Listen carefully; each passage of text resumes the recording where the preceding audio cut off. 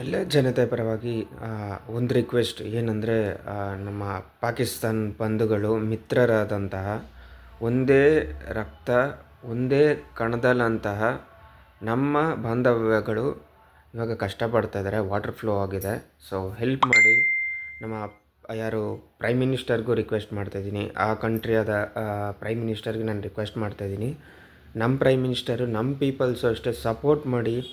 ಏನಪ್ಪ ಅವರು ಅಂತ ಅಲ್ಲ, ನಾವೆಲ್ಲೋ ಒಂದು ವಿಷಯದಲ್ಲಿ ನಾವು ಬೇರೆ ಬೇರೆ ಥರ ಸ್ಪ್ಲಿಟ್ ಆಗಿರ್ತೀವಿ. ಆ ಸ್ಪ್ಲಿಟ್ನೆಸ್ ಇಲ್ಲ. ನಾವು ಅವರು ಒಂದೇ. ಸೊ ಒಂದಾಗಿರೋಣ. ಈ ವಿಷಯ ಕಷ್ಟ ಅಂತ ಬಂದಮೇಲೆ ನಾವು ಅವನ್ನ ಕೈ ಹಿಡಿಬೇಕು. ಸೊ ಕಷ್ಟ ಬಂದಿದೆ, ನಾವು ಕೈ ಹಿಡಿಯೋಣ. ಆಮೇಲೆ ಇನ್ನೊಂದು ವಿಷಯದಲ್ಲಿ ನನ್ನ ರಿಕ್ವೆಸ್ಟ್, ಸುಪ್ರೀಂ ಕೋರ್ಟ್ ನಾಯಿಗಳನ್ನ ಬ್ಯಾನ್ ಮಾಡಬೇಕು, ಅಂದರೆ ಕಂಪ್ಲೀಟಾಗಿ ಬ್ಯಾನ್ ಮಾಡಬೇಕು ಅಂತ. ಸೊ ಅದು ತಪ್ಪು. ಅನಿಮಲ್ಸ್ ಆ ಥರ ಮಾಡೋಂಗಿಲ್ಲ. ಆ್ಯಸ್ ಪರ್ ಲಾ ಇದೆ, ಆ ಥರ ಮಾಡೋಂಗಿಲ್ಲ. ನಮ್ಮಲ್ಲಿ ಎಷ್ಟೋ ಕೇಸ್ಗಳು ಪೆಂಡಿಂಗ್ ಇದೆ. ಇವಾಗ ಸೌಜನ್ಯ ಅವರ ಸಿಸ್ಟರ್ ಕೇಸ್ ಆಗಿರ್ಬೋದು, ಇಲ್ಲ ಬೇರೆ ತಂಗಿಗಳ ಕೇಸ್ ಆಗಿರ್ಬೋದು, ಎಷ್ಟೊಂದು ಕೇಸ್ಗಳು ಪೆಂಡಿಂಗ್ ಇದೆ. ಅದಕ್ಕಿನ್ನೂ ನ್ಯಾಯ ಸಿಕ್ಕಿಲ್ಲ. ಸಿಗೋದು ಸಿಕ್ಕಿದ್ರೇನು ಅದನ್ನು ಸಿಗದೇ ಇರೋ ಥರ ಅದು ಆಗುತ್ತೆ. ಇಷ್ಟೊತ್ತಲ್ಲಿ ಎಷ್ಟೆಷ್ಟೋ ಕೇಸ್ಗಳು ಬಂದು ಕ್ಲಿಯರ್ ಆಗಿದೆ.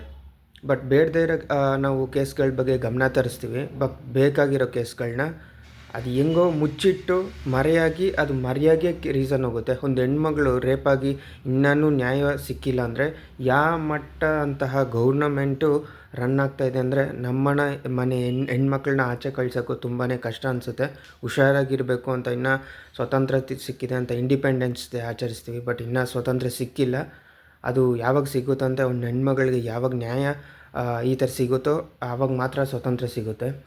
ಸೊ ಆದಷ್ಟು ಬೇಗ ಲಾ ಬಂದು ಒಬ್ಬರು ರೇಪ್ ಮಾಡಿದ್ರೆ ಅವ್ರನ್ನ ಅಟ್ ಆನ್ ಟೈಮ್ ಹ್ಯಾಂಗಿಂಗ್ ಆಗಲೇಬೇಕು. ಇಂಡಿಯಾದಲ್ಲಿ ಆ ಲಾ ಬರಬೇಕು.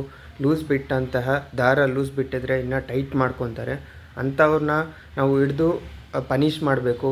ಏನೋ ಅರಿದ ನಾಯಿಗಳನ್ನ ಅದ್ರ ಪಾಟ್ಗೆ ತಿಂದ್ಕೊಂಡು ಎಲ್ಲೋ ಒಂದು ಕಡೆ ನಾವು ಊಟ ಹಾಕಲ್ಲ, ಅದ್ರ ಪಾಟ್ಗೆ ಅದು ರೋಡೆಲ್ಲ ಪ್ರೊಟೆಕ್ಟ್ ಮಾಡಿಕೊಂಡು ನಿದ್ದೆ ಮಾಡದೆ ನಮ್ಮನ್ನು ಪ್ರೊಟೆಕ್ಟ್ ಮಾಡಿಕೊಂಡು, ಯಾರೋ ಒಬ್ರು ನಾವು ಕಳ್ಳತನ ಮಾಡದೆ ಒಂದು ಪ್ರೀತಿ ಹಂಚ್ಕೊಂಡು ಪ್ರೀತಿನ ಸಾಯಿಸೋದು ತುಂಬ ತಪ್ಪಾಗುತ್ತೆ. ಆ ಥರ ಅದ್ರ ಪಾಟ್ಗೆ ಅಂದರೆ ನಾವು ಏನೋ ಅದಕ್ಕೆ ಫೆಸಿಲಿಟೀಸ್ ಕೊಡೋಲ್ಲ. ಮನೆ ಆಗಲಿ ಬಟ್ಟೆ ಆಗಲಿ ಏನೋ ಒಂಥರ ಫೆಸಿಲಿಟೀಸ್ ಕೊಡೋಲ್ಲ. ಆದ್ರೂ ಅದ್ರ ತಂಟೆಗೆ ನಾವು ಹೋಗುತ್ತೀವಿ.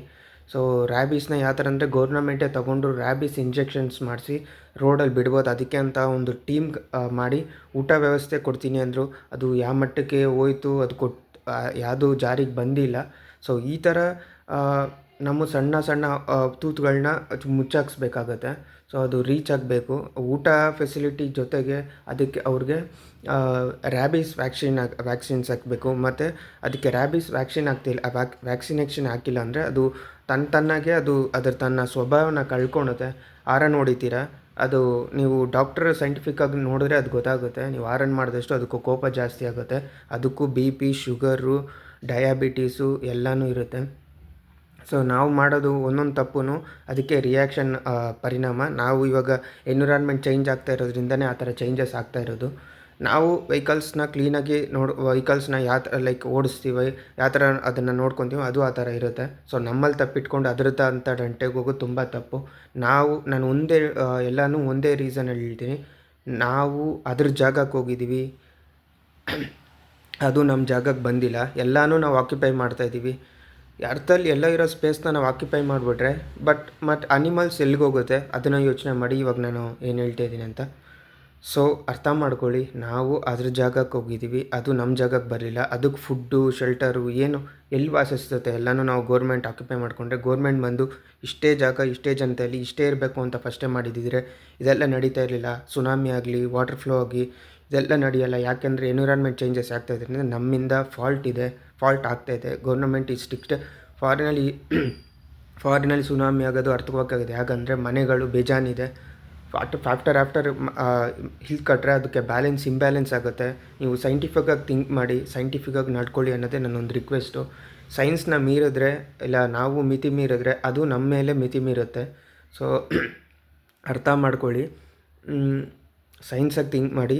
ಸೊ ಅಲ್ಲಿ ವಾಟರ್ ಫ್ಲೋ ಆಗಿದೆ, ಅದೂ ಅಷ್ಟೇ ನಮ್ಮ ಒಂದು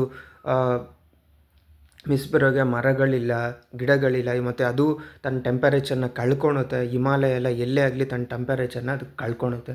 ಸೊ ಹುಷಾರಾಗಿ ಮರ ಬೆಳೆಸಿ, ಗಿಡ ಬೆಳೆಸಿ ಅನ್ನೋದು ಇದಕ್ಕೆ ದೊಡ್ಡವ್ರು ಹೇಳ್ತಾರೆ. ಸೊ ಅದನ್ನು ಮಾಡಿ ಇಷ್ಟೇ ಅಂತ ನಾನು ಕೇಳ್ಕೊತೀನಿ. ಅದ್ರ ಅನಿಮಲ್ಸು ಅದ್ರ ಪಾಟಿಗೆ ಅದು ನಾವು ಬಿಟ್ಬಿಡೋಣ. ಎಲ್ಲೋ ರೋಡಲ್ಲಿ ಹೋಗ್ತಾಯಿದ್ರೆ ಸ್ವಲ್ಪ ನಿಧಾನಕ್ಕೆ ಹೋಗಿ ಅನ್ನೋದು ನನ್ನ ರಿಕ್ವೆಸ್ಟು. ಎಲ್ಪ್ ಮಾಡಿ. ಏನಪ್ಪ ಇವನು ಪಾಕಕ್ಕೆ ಸಪೋರ್ಟ್ ಮಾಡ್ತಾನೆ, ಎಲ್ಲರಿಗೂ ನಾವು ಸಪೋರ್ಟ್ ಮಾಡ್ತೀವಿ. ಯಾಕಂದರೆ ಒಂದೇ ಜನತೆ, ಒಂದೇ ಬ್ಲಡ್ಡು, ಒಂದೇ ಇಲ್ಲಿ ಯಾವುದೊಂದು ಥರ ಕ್ಯಾಸ್ಟಿಸಮ್ ಇಲ್ಲ, ನಾವು ಮಾಡ್ಕೊಂಡಿರೋದು ಅದೆಲ್ಲ. ಸೊ ನಿಮಗೆ ಅರ್ಥ ಆಯಿತು ಅನಿಸುತ್ತೆ. ಸೊ ಅವ್ರಿಗೆ ಸಪೋರ್ಟ್ ಅಂತ ಮಾಡಿ ಅಂತ ಕೇಳ್ಕೊಂಡು ಥ್ಯಾಂಕ್ ಯು.